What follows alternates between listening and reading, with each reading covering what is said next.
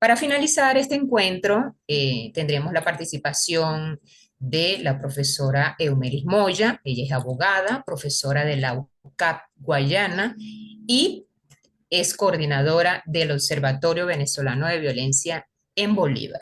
Adelante, profesora. Hola, buenos días. Ciertamente, la presentación que traigo a continuación muestra algunas de las cifras que ya ha mencionado el profesor y otra que hemos levantado de manera particular. Sin embargo, el énfasis de la presentación va a estar concentrada más en el contexto en el que éste se produce, por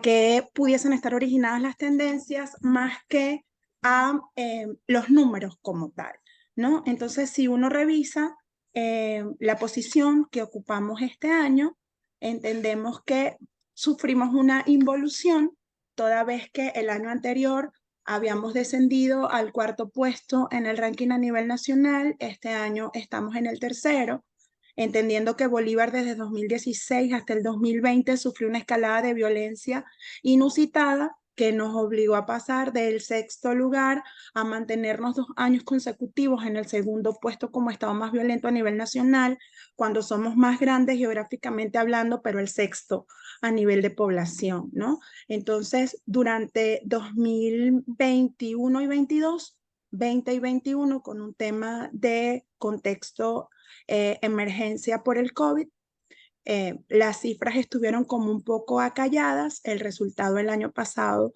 fue que nos ubicamos en la cuarta, este año en la tercera, aunque ustedes ven que la cifra es de 38.5, lo que se constituye en un 43.65% más que el promedio nacional. Eso habla de la gravedad y de la trascendencia del problema. Sin embargo, en general, las tasas del Estado han sufrido, al igual que las tasas a nivel nacional, una disminución, más no se traducen en una erradicación del delito o de los delitos, sino más bien en un tema de la posibilidad de contabilizarlos o visibilizarlos, ¿no? Cuando uno se adentra sobre cuáles entidades en particular o cuáles municipios están soportando estas cifras, lo anunciaba el profesor hace unos minutos atrás. Hay 3 municipios del estado Bolívar que están soportando la carga de violencia en Bolívar, que son municipios asociados a la actividad extractivista. El Callao solamente concentra 91 de estas muertes, Tumerem 80, Guasipati 31. Eso nos habla de 202 muertes que solamente están ubicadas en un espacio geográfico con pocos kilómetros de distancia entre uno y otro, eh, que datan de situaciones que están siendo visibilizadas a través de la preocupación de medios de comunicación y de expertos en el tema, más que de la población en general. Si ustedes ven la lámina siguiente, cuando hacen el análisis de qué pudiese estar pasando allí, hay un tema que ocupamos el tercer puesto con el número de muertes en averiguación, que eso también pudiese incidir en quién la comete, dónde se comete, y las cifras pudiesen variar. Desde el estado Bolívar estamos más que seguros que van a variar porque hay un tema de acceso, de dificultad para el acceso y la penetración a la entidad, y hay una normalización y naturalización de la violencia. He visto preguntas constantes sobre a qué pudiese estarse obedeciendo el fenómeno, y creo que hay un factor determinante con la naturalización y la normalización de algunas circunstancias de cómo se desenvuelve la cotidianidad en cada uno de estos lugares. Eh, estas muertes en averiguación dejan un limbo que nos va a permitir jugar o elucubrar con qué situaciones o en qué circunstancias se pudiesen estar ocurriendo, pero que no deja de tener un peso en lo que sigue, como por ejemplo el tema de otras formas de violencia que no son necesariamente o que no decantan necesariamente en muerte, como es el tema de las agresiones. Bolívar ha estado ocupando un número significativo en las escalas a nivel nacional de violencia de género. En el estado se reportaron durante este 2023 12 femicidios, de los cuales 3 involucraron a niñas que no alcanzaban los 5 años de edad, entre los 5 días de nacida y los 2 años. 188 casos de estas 363 agresiones físicas, en el cual el 23% habla o data de o involucran situaciones de violencia de género, con la fuerza física como elemento perpetrador o infligidor de la situación. Nos habla de la cercanía de las personas, del vínculo y la conexión entre víctimas y victimarios. La profesora Gloria nos hacía un análisis de cómo, por ejemplo, no hay datos específicos. Nosotros en el Estado nos hemos acercado ante las fiscalías con competencia expresa y ciertamente hacen una réplica de las cifras informadas por el fiscal general, pero no hay una diversificación, por ejemplo, de en cuáles municipios o de cuáles son las edades promedio o cuáles son el tipo de casos más. Se engloba en general como un tema de abuso, explotación. Nosotros a través del Centro de Derechos Humanos de la Universidad Católica pudimos evidenciar un estudio en el cual durante o hasta 2021 del 75% de mujeres que eran víctimas de explotación sexual en el estado Bolívar, 25 eran niñas y adolescentes con un rango de edad promedio entre los 12 y los 15 años. Durante este 2023 pudimos conocer que ese 25% se incrementó a un 35% de niñas y adolescentes víctimas de explotación sexual y que las edades promedios bajaron de ese entre 12 y 15 a desde los 7 y 8 años de edad. En la población de Las Claritas, kilómetro 88, es plausible ver a niñas y adolescentes realizando trabajo sexual en las plazas, recibiendo pagos irrisorios que oscilan entre los 50 y los 80 bolívares por trabajo sexual. Y les hablaba de la naturalización porque todo esto ocurre frente a la venia de los padres bajo una distorsión de conveniencia. Cuando la profesora Gloria y el profe Roberto hablan de entender todo como un contexto, para nosotros resulta imprescindible comprender que no podemos centrarnos exclusivamente en cifras, porque esas cifras se traducen en vidas, son personas, ¿no?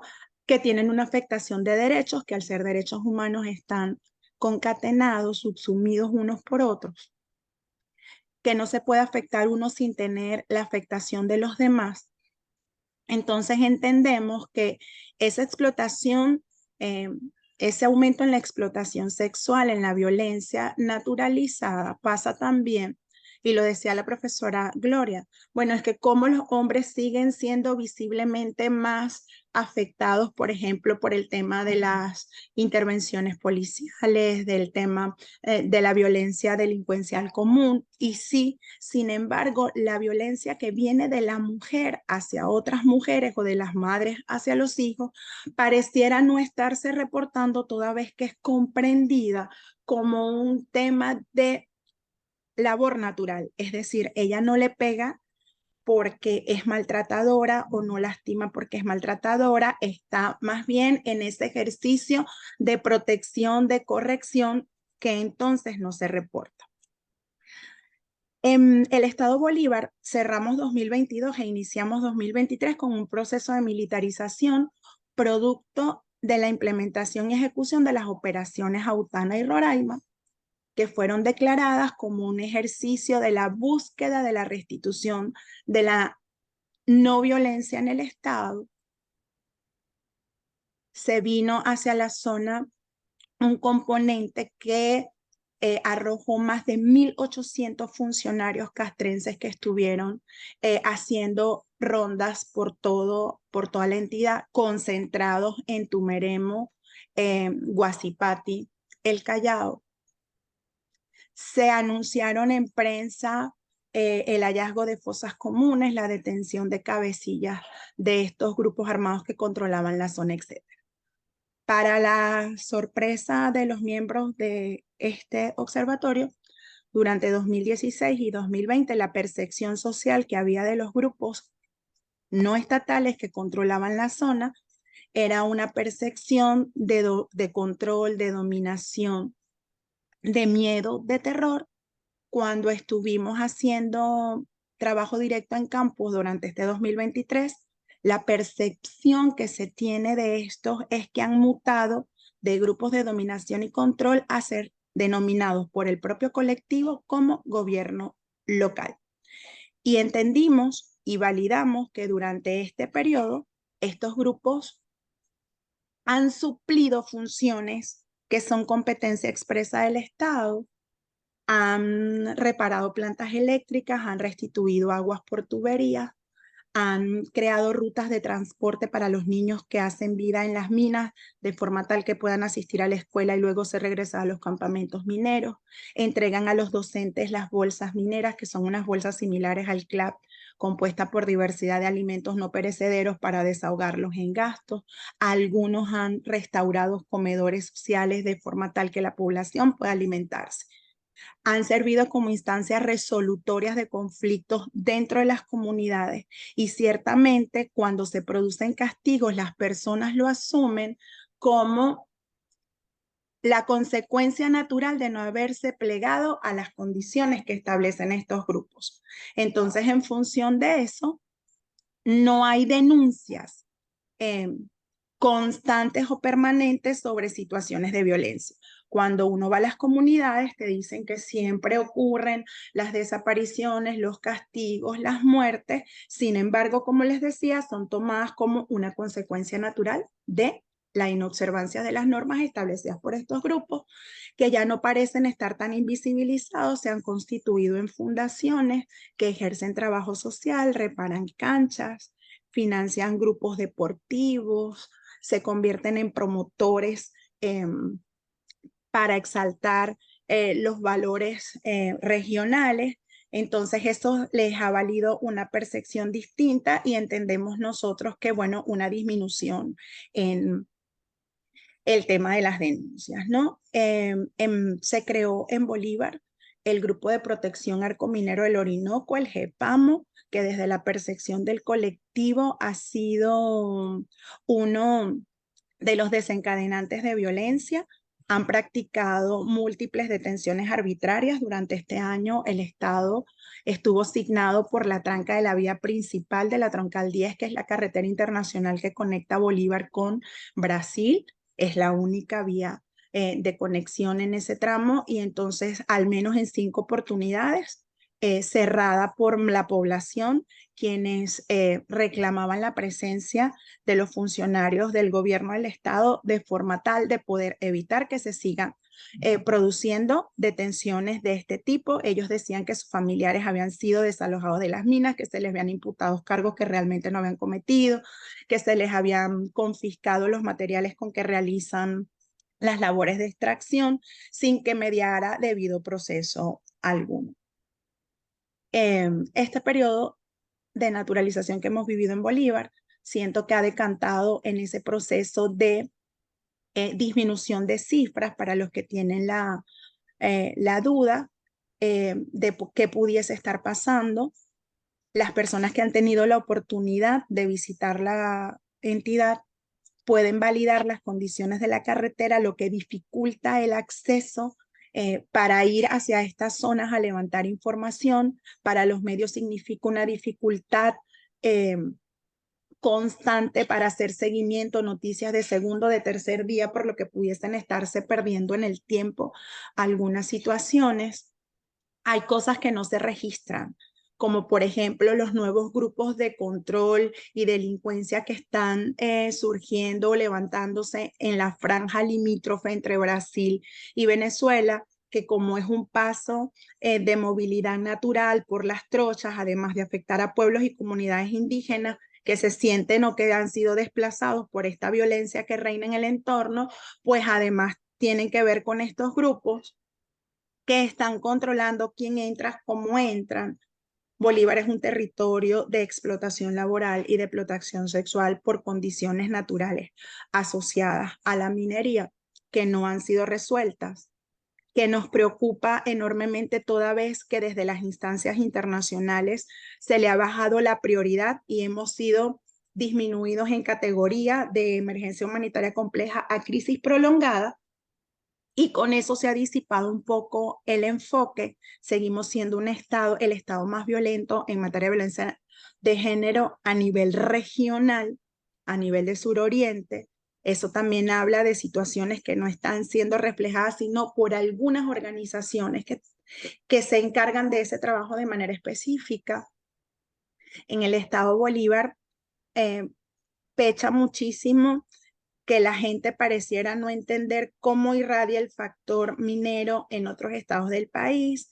La gente lo reduce a arco minero sin entender que las mujeres que están siendo explotadas aquí, que los hombres que están siendo explotados aquí, no siempre son nativos del estado, sino que están viniendo de otros estados, por los que estos grupos que se dedican a la captación y explotación de mujeres están haciendo vida en otros estados del país para tratarlos, que la comercialización del oro es un hecho cierto y fáctico y que no siempre se visibiliza. Entonces la invitación es a comprender y reforzar la idea de la profesora Gloria, la necesidad de educar. Cuando hablamos con las personas, no entienden de qué van las dinámicas de violación de derechos humanos. Las personas no se entienden vulneradas. Las personas se levantan cotidianamente sobre la idea de la resiliencia, de que le están saliendo al paso a la crisis y están obviando o dejando de un lado estas situaciones que transgreden las formas de dignidad humana, y que ante este vacío y no exigencia, el Estado no se aboca a resolver. Sería eso. Bueno, muchísimas gracias, Eumeli. La profesora Eumeli, fíjense usted, ha sido una veedora de los casos de violencia en el estado Bolívar. Sus análisis y sus registros han sido fundamentales para entender lo que pasa en esa zona y que, por supuesto, gran parte del país ignora. Tanto así que nuestra coordinadora en Bolívar fue merecedora recientemente de un premio internacional como defensora de derechos humanos. Así es que está muy, muy bien documentada sobre lo que pasa en el estado Bolívar. Bueno, muchísimas gracias a nuestros expositores, al profesor Roberto, a la profesora Gloria, al profesor Gustavo y a la profesora Eumelis. Entonces, a